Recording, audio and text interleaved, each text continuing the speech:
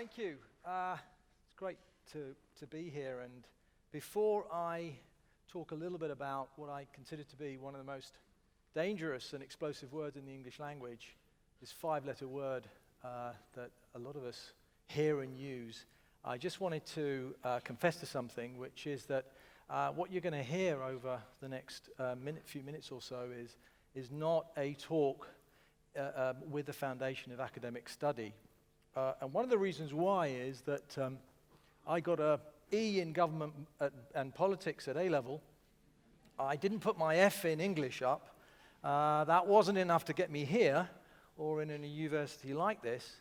And so South Bank Poly took me in, and thankfully my professional career kind of moved on from there. So what I'd like to talk to you today is about personal experience.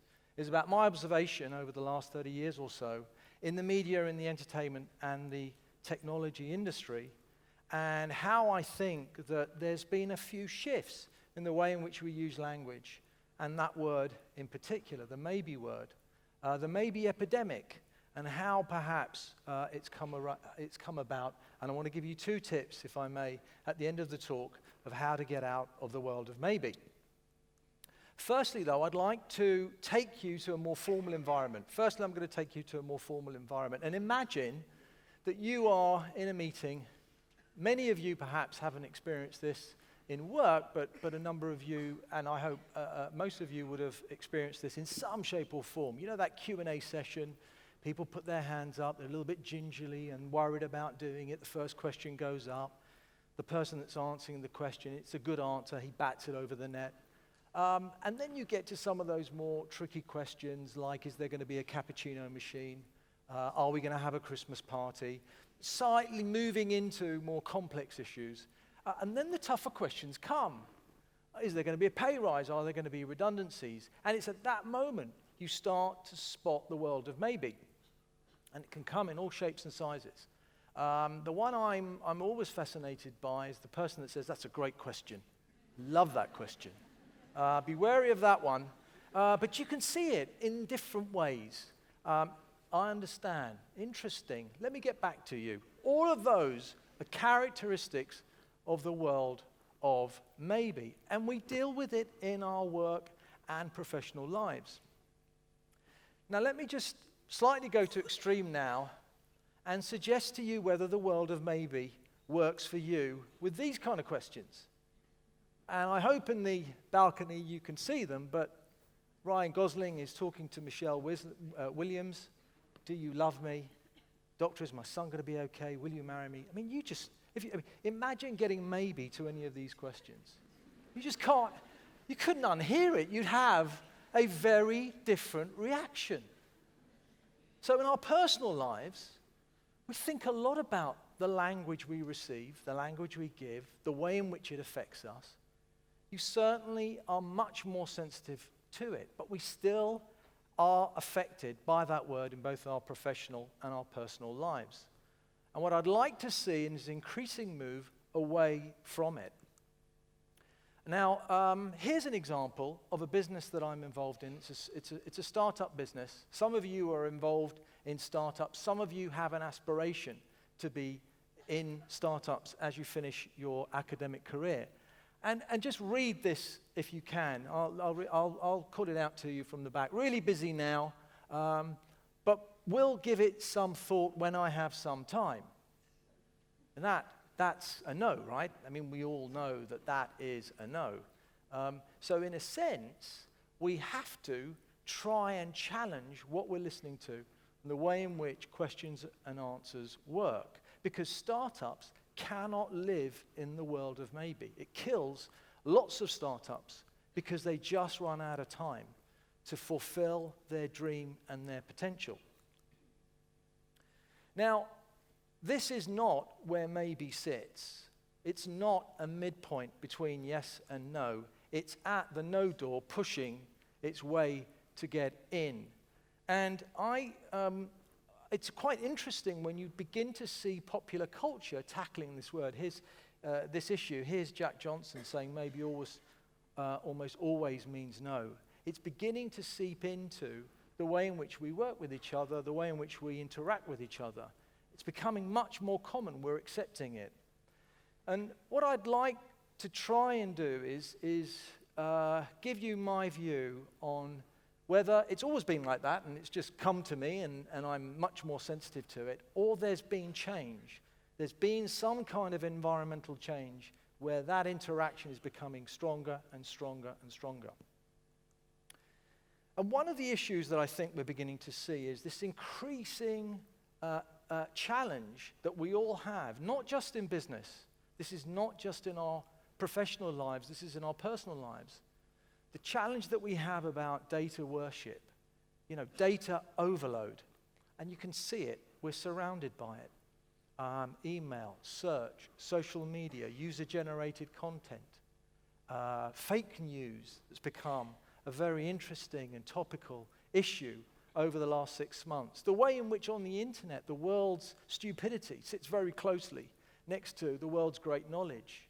And so what we're beginning to see is noise, incredible amount of noise. And when decisions are trying to be made, everyone's got an opinion. It's incredible how expert we can all be at an issue just by clicking on the web and drawing down a little bit of information. And counterintuitively, instead of that speeding up decision making, I'm seeing decisions being taking much more time.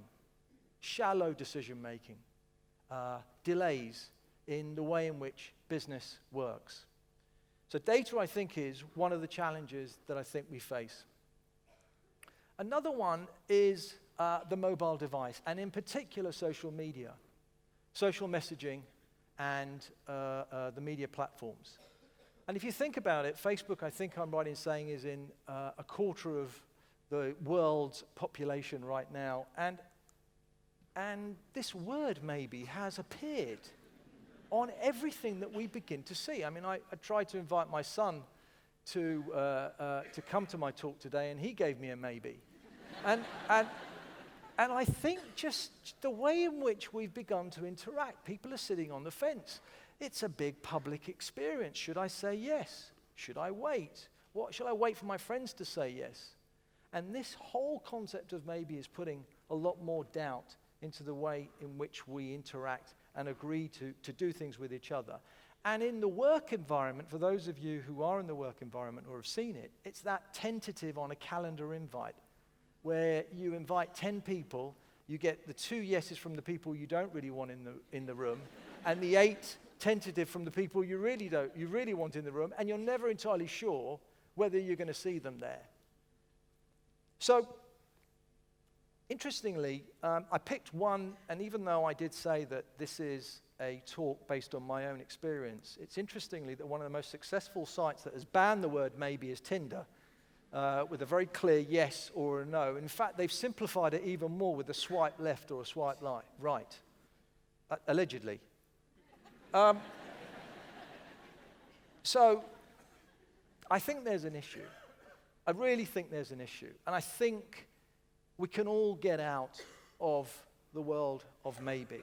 And I'd like to propose 2 ways in which we can all change. And I think there are 2 things that I'd like to ask you to think about. The first is, how do I change the way in which I use language to get out of the world of maybe? And that only takes you so far. But how can I also persuade others that I don't welcome the word? And the first suggestion is that you essentially ban the word from your language, and you use different ways of describing clarity. You're never going to be able to answer every question with a yes or a no. I get that. We all experience doubt. We all are unsure about issues that we face on a day-to-day basis. But try and put things into context. It's a no until. It's a yes if. I can't give you that answer for 2 more weeks. So time, conditions. Give people the context to why you cannot give a yes or a no. Very important. And increasingly, as you adapt your language, you'll begin to discover that the person that's listening to you perhaps will give you the answer that you're seeking as well, and that you won't get that disconnect because you don't understand each other enough for each other to find common ground. The second tip is you've got to tell people how much you hate it. Now, imagine you go into a restaurant today, the waiter comes up to you, do you say, do you have any intolerances, sir? Yeah, I'm glucose intolerant, I'm lactose intolerant, I'm maybe intolerant. So I think you have to be much more explicit about the word. It doesn't work for you. So when I talk to people about language, I say, look, every time I hear the word, I just want you to know, every time I hear the word maybe, my brain computes to no. So when you say that word, all I hear is no. And gradually, the people around you will begin to understand that there are boundaries and there are ways in which they will want to have, and you will want to have a conversation with them. Now, if you adapt to this approach, if you consign the maybe word to the bin, what's going to happen? Well, you're going to get some yeses and you're going to get some nos. That's the choices that you've now offered the people around you. And no is fine so long as you get no with context, because you can learn from it and you can understand from it. That's very, very important. And I just want to leave you with one thought, which is many of us, I hope all of us, feel great when we hear the word yes. It's a fantastic feeling when you get affirmation, you get a positive feeling of agreement, consensus. So every time you give a yes to someone, it makes them feel good.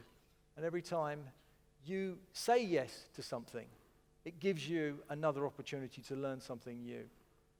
And so if you ditch the M word and focus on the yes word and understand the no word and context, I think you're going to be in really good shape. Thanks very much.